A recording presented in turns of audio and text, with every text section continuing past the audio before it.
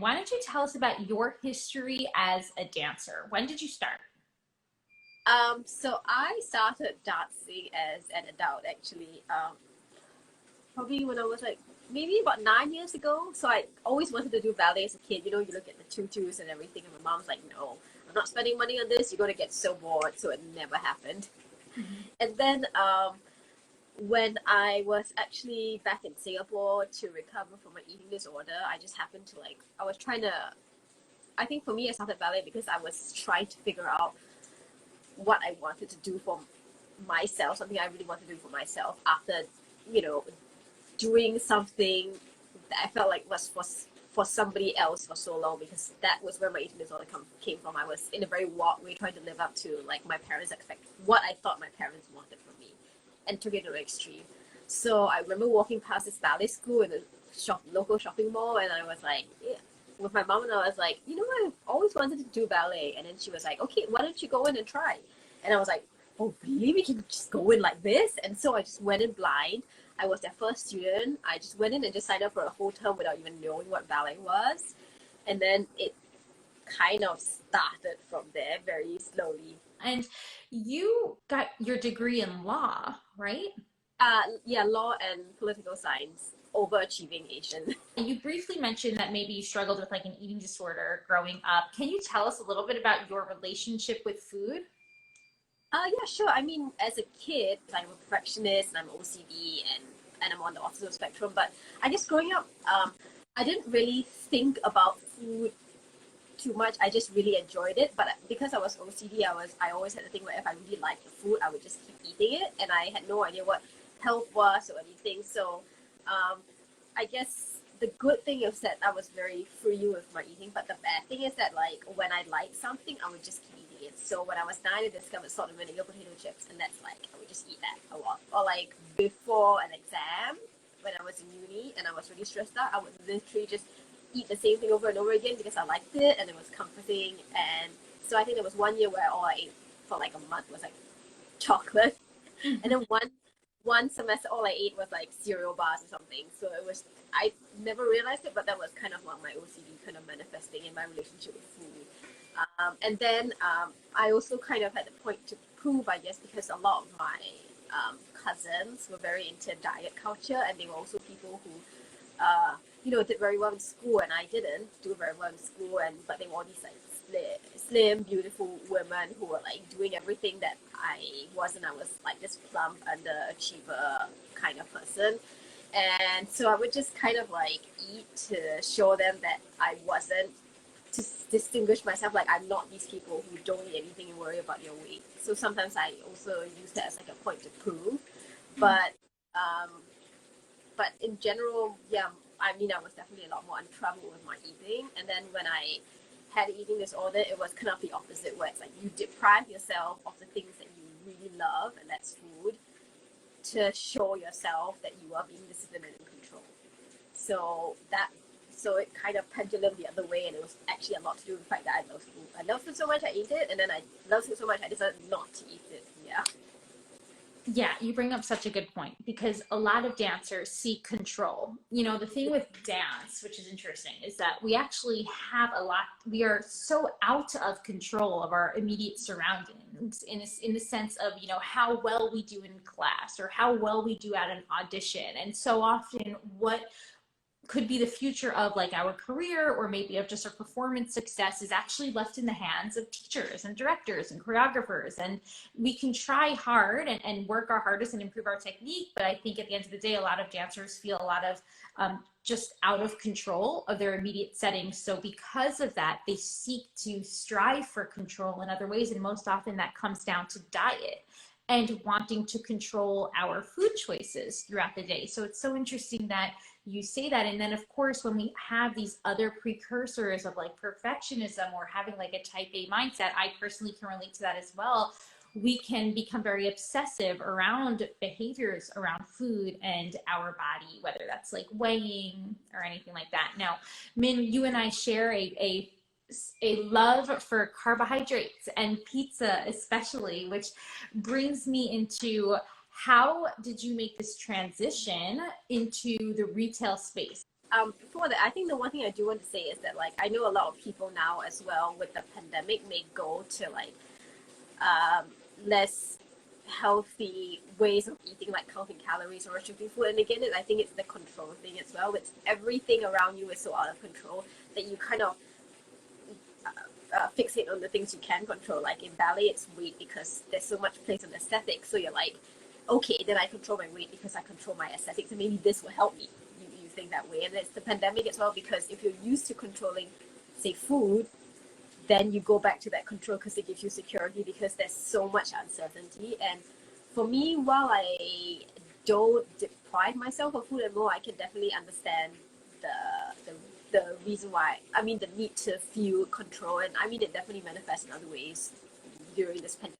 Like, I'll control like I have a very set routine and it's quite rigid because it gives me that control. Or like, there's definitely foods that I'm more comfortable with eating, not like after having this eating disorder, and like I'll just eat those more often. So yeah, I mean, I just wanted to mention it because like I think ballet is when you feel out of control your career or your life is hard enough, and then with the pandemic I think there's a lot more going on in terms of people's mental health, lockdowns, and you have all these restrictions and you have no idea when it will end. And I think a lot of people are struggling mentally with a lot of different issues, so I just wanted to mention that.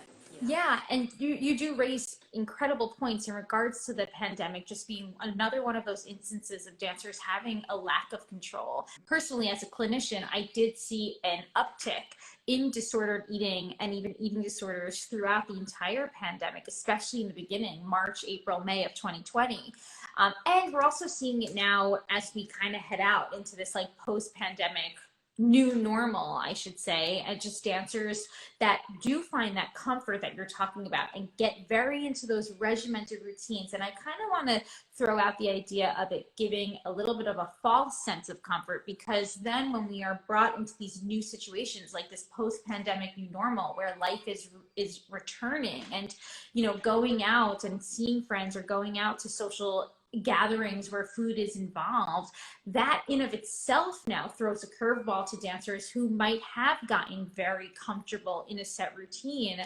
How can they change that, and how can they build a bit more flexibility or just find comfort in a bit more flexibility in their lifestyle? Yeah, I mean, for sure. Like, and it's not just an issue of eating disorders. Like, I see a therapist regularly, especially like this year because of everything. And she's just been saying that, like, you know, even though, we're still having a restricted lifestyle in Singapore, but it's not as bad as lockdown. But she's still seeing like so many cases of like mental health issues on the rise now, just because she says your body just have so much adrenaline and there's so many issues going on, within there. Because sometimes I would tell her like things are more stable now, but I'm like crying every day. She's like, it's a pandemic, there's so many things going on. So yeah, I think you're right about like, routines giving you a false sense of control. Because like for me personally, just like sharing, like my routine gives me that helps. I feel like my routine helps me control my anxiety, but sometimes it gets to a point where my routine also gives me anxiety because you become so rigid with it. You're like, I need this for comfort. And the thing about the pandemic is that the sameness of every day and the restrictions makes it hard for you to break out from that. Even something simple like, say, regarding food, like if you can't really go out to meet your friends to eat dinner or to have dinner or have a meal at a cafe, then you're like, well, I'm just going to keep eating the same things over and over again because they make me feel comfort. Whereas if you go with your friend and you enjoy yourself, the food wouldn't be the main issue, and you would be eating at a different place and trying different foods, and that helps you to break your routine in like a really enjoyable way. So without those things, it's very easy to get chained to your routine. Absolutely.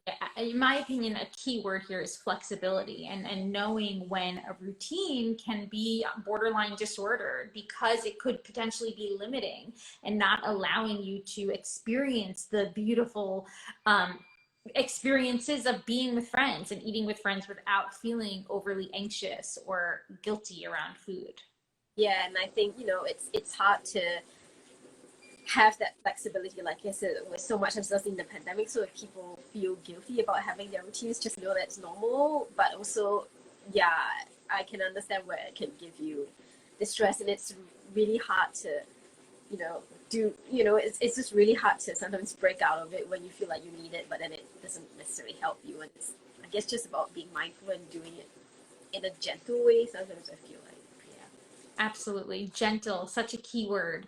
I talk about this a lot with food too, just having a gentler approach to nutrition and when we're receiving information about quote unquote healthy eating, like how can we apply that information in a gentler way? Because again, when you have dancers who tend to be more type A and perfectionist, I struggled with this myself, taking information, taking it to the 250 degree rather, bringing it back a little bit and understanding that, one meal or snack is never going to make or break your dance performance. Yeah, exactly. Yeah. So please tell us about your shift into the retail space. Well, I mean, honestly, when I started Cloud of Victory, it was literally um, like people were making I started t-shirts. People were making t-shirts for like adults. So I'm gonna make stuff I want to wear. And then I was like, I don't know. I didn't know anything about running a business. I didn't know anything. I was just like, I kind of understood social media a bit because I've always been somebody who was on social media, and I think even before it was called social media, like I was in forums and I was in this like blogging community called Live Journal where you would follow each other's blogs and share stuff. Yeah.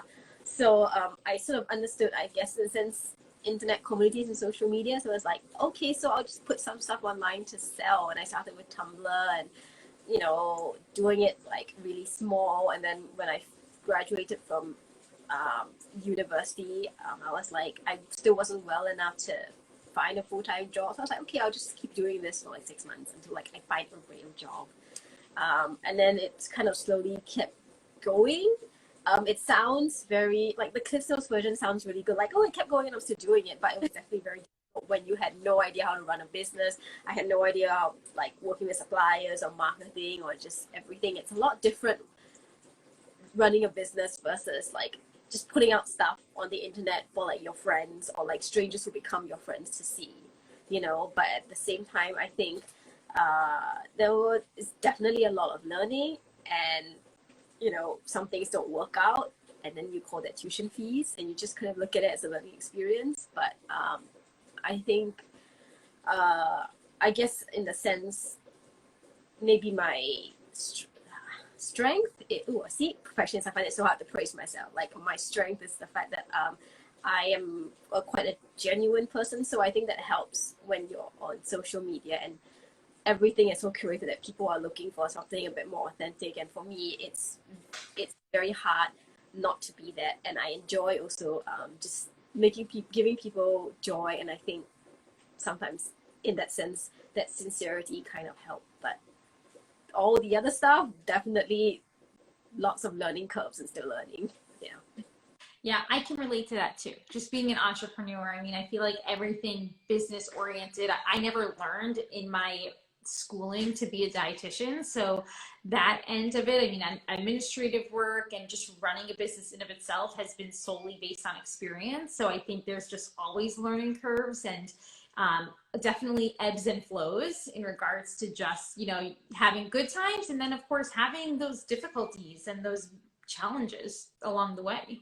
Yeah, and I think people don't always realize that when you do work for yourself, like I said on Instagram, everything can look really nice, or even some of these websites looks like super professional, like oh they must be doing great, but like you said, there's lots of ebbs and flows and ups and downs. And for me, I think definitely like the first, I mean I've been doing this for like 9 years, but I would say like the first 6 years were really really hard, and then I started to like have a little bit more confidence, and it kind of, got better. And I think a lot of it is really just learning to have confidence to do simple things like, send out that email or like talk about your product, or like not worry. It's difficult, but like, or maybe not worry as much when you're having a low season and thinking of it as a personal failure, but, or like, oh no, there's no income, but kind of just thinking of it as like, okay, then let's use the time to like work on stuff and reassess and things like that. And, it's always easy to feel good when it's the highs, and then when it's like the low period, it's hard, and it's how you look at things. But I think a big part of it is running your business is actually, in a sense, a lot of self-confidence. Mm-hmm. Yeah. Absolutely. And being able to maintain that in the social media space is hard in of itself, because just like how dancers can go on social media and second guess their own abilities, entrepreneurs do the same thing.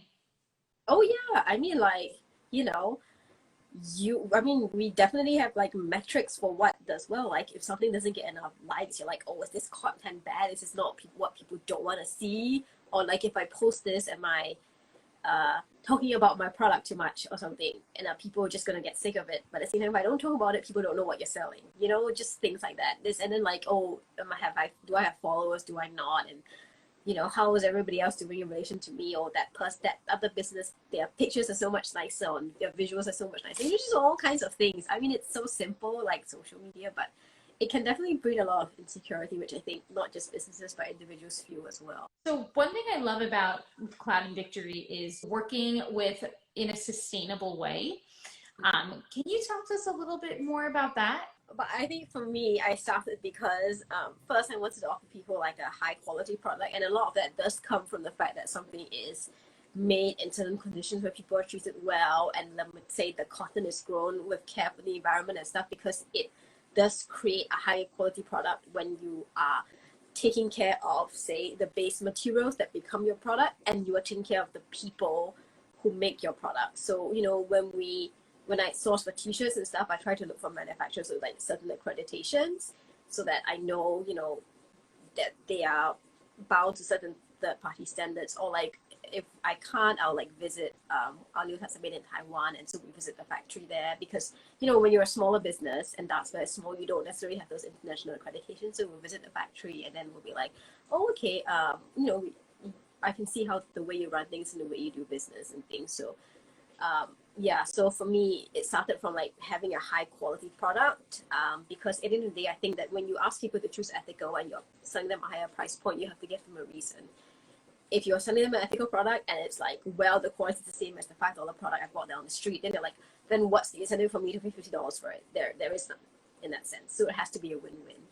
But I guess the emotional aspect for me was also when I was looking for I started with t-shirts. Like I said, I was looking for t-shirt manufacturers. I started reading about the factory collapse in Dhaka, in India, where like because of the unsafe working conditions, like a whole factory collapsed and so many people died. I started reading about the high suicide rate of cotton farmers in India, because cotton monopolies were such that they would sell farmers cotton seed at a really low price and ask them to invest in all this machinery, but then buy the cotton from them at a really low price. So they would farmers had to buy the seed at a high price, invest in machinery, and then their returns were very little, and so many of them ended up getting into debt and then committing suicide.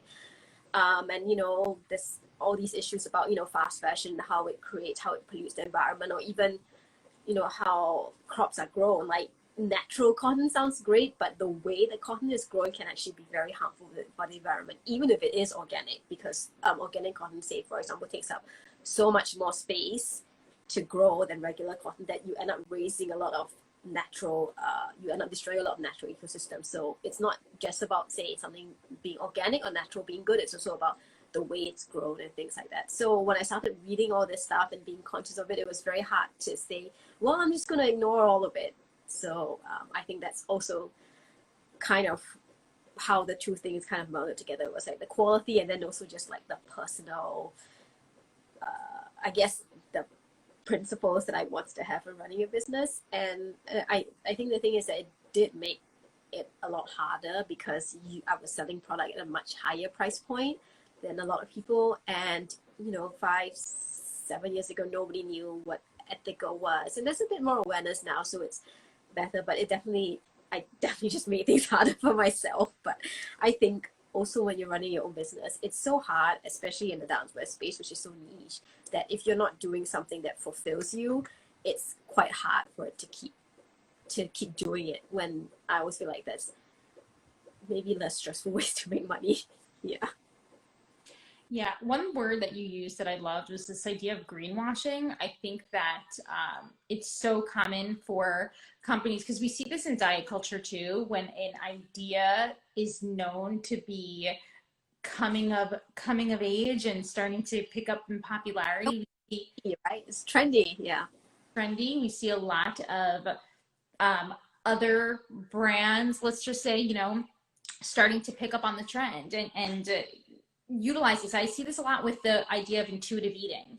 A lot of diet culture in the States, we have Weight Watchers. Now they're known as WW. I mean, have completely changed their marketing in order to fit in with this whole anti-diet movement that is really over the past, I would say, 5 years has picked up in speed. So it's interesting that we see this in fashion too. And the idea of greenwashing and, what does it actually mean to have an ethical brand and Yeah. sustainability. So I appreciate you raising awareness about this. And I think awareness is always the first step, even for consumers. I actually, believe it or not, have like a huge interest in sustainable fashion, like not even in regards to dancewear, but just in general, like the idea of sustainable fashion and resale versus fast fashion, like your H&Ms and stuff. So yeah, I think it's fascinating, and to hear that you are doing research in that realm as well, just in regards to like the factories you use. That's really inspiring. Thank you. I mean, I find the tricky thing about greenwashing is that you do want to encourage businesses to go on this path, and if like they realize that, oh, if I am ethical, it makes me more money, then because people will be like to buy, that's great, and that should be encouraged. So that is the aspect we shouldn't discourage. But I think it's the idea when a business is just doing it for social collateral, and that they could be doing more, and it's, I guess, not.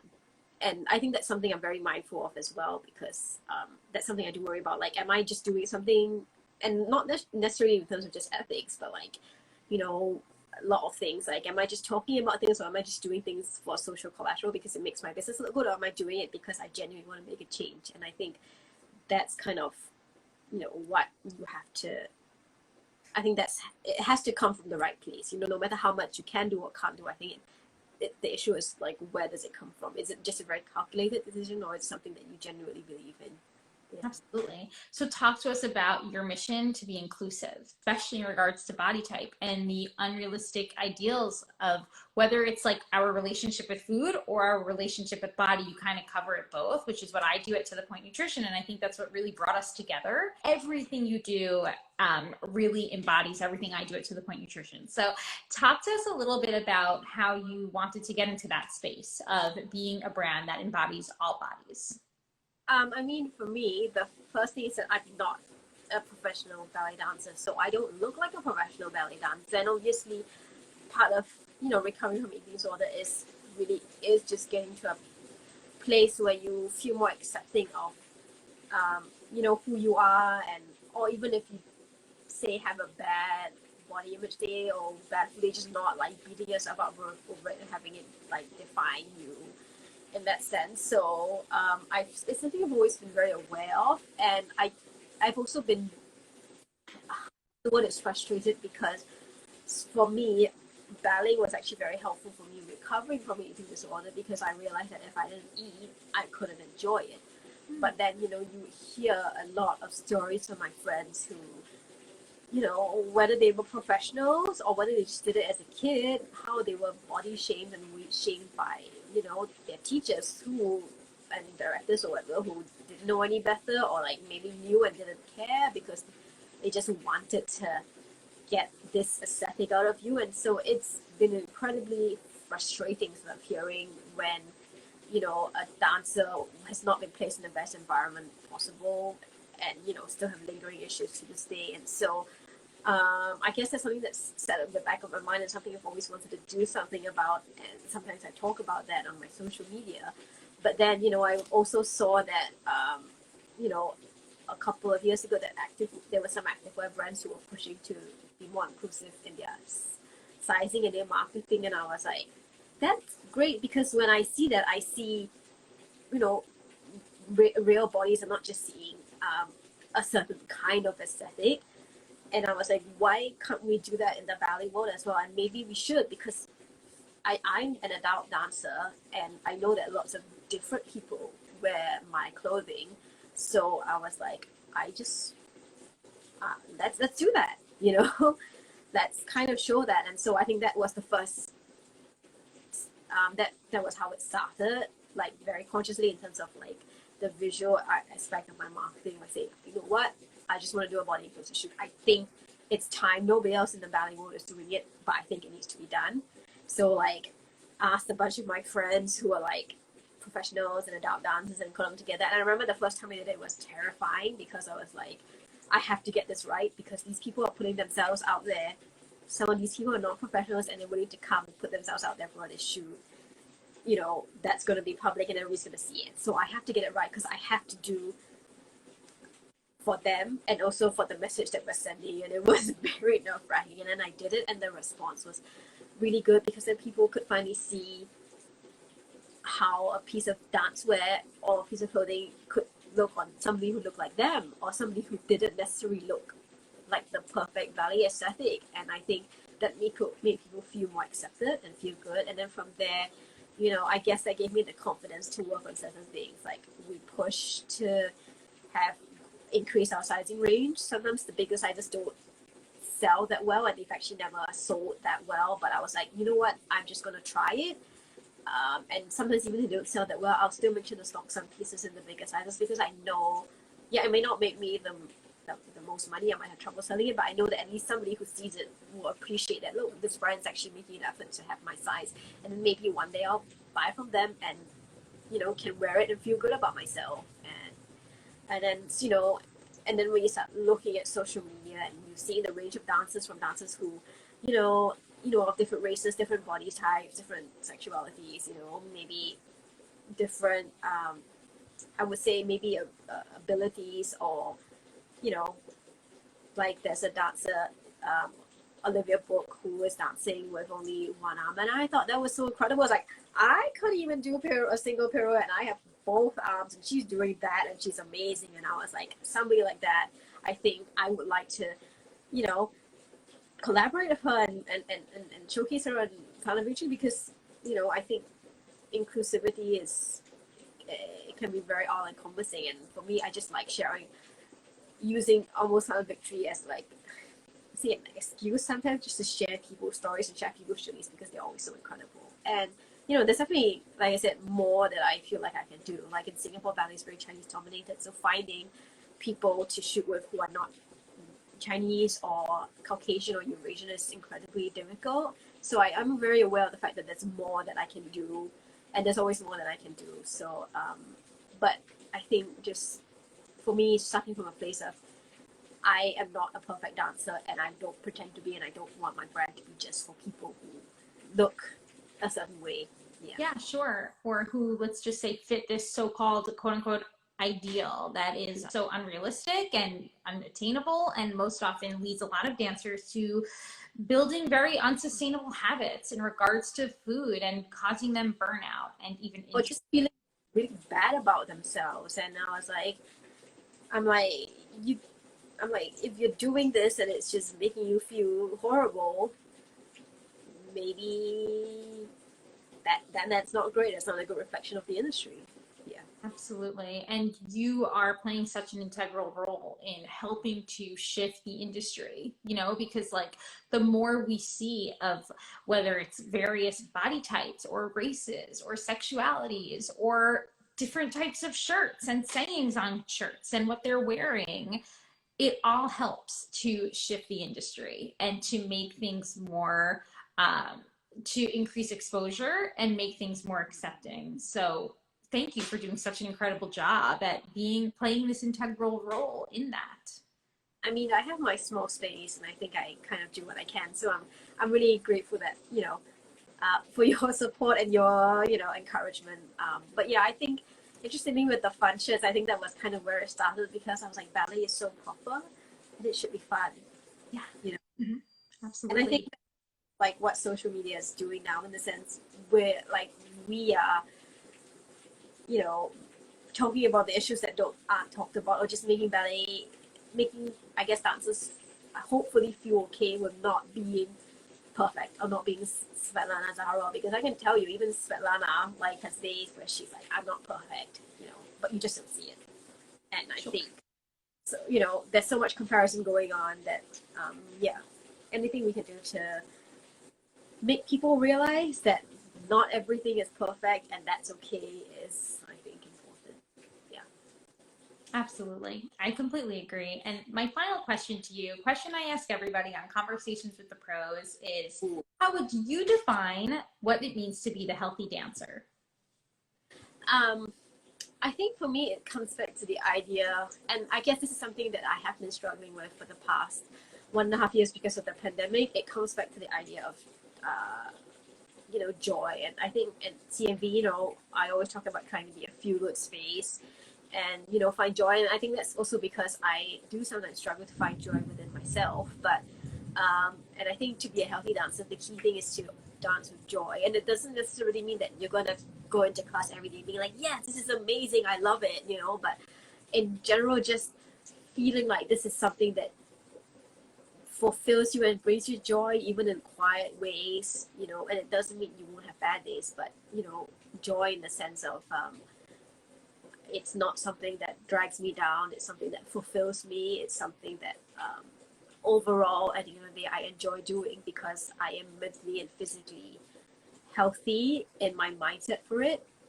Um, Even though I may have good and bad days, that is, I think that's what it means to be a healthy dancer, and I think that actually is what it means to be a healthy person in general in life. But like I said, it's easier said than done, and I will fully admit that joy has been something that has been difficult for me to find uh, during this pandemic. But I think I am very fortunate that dancing um, does give me joy despite everything that's happening. Yeah. Such a great point, because something I always say is that joy is usually one of the first signs, or I should say lack thereof, usually one of the first signs of burnout. And when a dancer loses that joy and a passion that they once had in regards to dance, well, then it's time for us to take two steps back and be like, okay, well, what am I doing that's taking the joy out of what I once loved? Like most of us that pursue dance, although some of us might pursue it because maybe we're being told from someone else, like you mentioned earlier, that like this is what we're supposed to do. But I would say for most of the dancers that I've spoken to, they've all had some bit of passion in dance, in whether that was from when they were a child or to their pre-professional adult years. But the second we do start to see that spark dim and the joy taken out of it is most often what we see with burnout, which again is just such a product of developing unsustainable habits or disordered habits around food and body. So I love that point, and that again is one of the first signs that I often say. It's like, well, do you still have the joy? And you're right. Like even that can ebb and flow. Like we're all human. We're meant to not necessarily feel 100% positive in our body. And another thing I like to sometimes talk about is the potential for not necessarily reaching body acceptance, but maybe just like striving for something called body neutrality. Because Yeah, I do that as well. yeah, I yeah, think it's hard to when you put yourself. And I think this is very natural because I feel like a lot of dancers are perfectionists. So for me, for example, when I was recovering from my eating disorder, it was like you kind of want to recover in the perfect way. You're like, I want to get back to the place where I was like super intuitive with my food and blah blah blah blah blah, and like why is it not happening? And then you start to realize that I'm not going to go back to the way I was before. I'm in a different place and I may still have hangouts with my food, and that's okay because it's a learning process and I have to accept myself with who I am and, with my personality. And I think as opposed to saying, no, I have to reach this perfect standard of joy or recovery or dance or something, because then it's becomes joyless again because you're just trying to reach another ideal which you think will bring you happiness, but it won't because you're putting pressure on yourself and expectation on yourself to have to again reach a certain standard as opposed to the standard that works for you and your personality. yeah. Yeah. Man, I feel like I can talk to you all night. Seriously, you give such great insight. I love it. Well, I mean, this is many years of being in my head a lot in therapy. And but quickly on the subject of burnout, I will just say if anybody's feeling burnt out by ballet or anything, I think sometimes people can afford to take a step back and, you know, re and take the break from it and remove themselves from the situation, and so that they can come back and find joy. And sometimes you don't have that luxury of doing that. And I think the thing is to remember to be patient with yourself and recognize that it takes time, because I've been dealing with pandemic burnout for like a year as well, and it's, you know, my dancing is still a big thing that I enjoy. Very grateful to be back in the studios, but with a lot of other things in life, it's definitely been a struggle. So it's been frustrating, but I also recognize that it's just going to take time to get back to it again. And I think it's also important to remember that it doesn't mean that you are not as mentally resilient if, say, somebody else is enjoying being in the studio and you are not, or like, you know, feeling like they're coping so much better with a pandemic or whatever, and you're not. It's just that everybody's different and everybody's circumstance is different. Yeah. And just on that note, and one last note is, seeking support for when you are feeling burnt out, whether that's support for mental health, support for food, whatever it might be. But seeking support and professional resources can be super helpful for any dancer who might be feeling like they are needing to take those 2 steps back in order to regain that joy and that passion. Yeah, for So, sure. Min, thank you so much for joining me. No, thank you for having me. It's always a pleasure, as usual, to talk to you and chat. Yeah.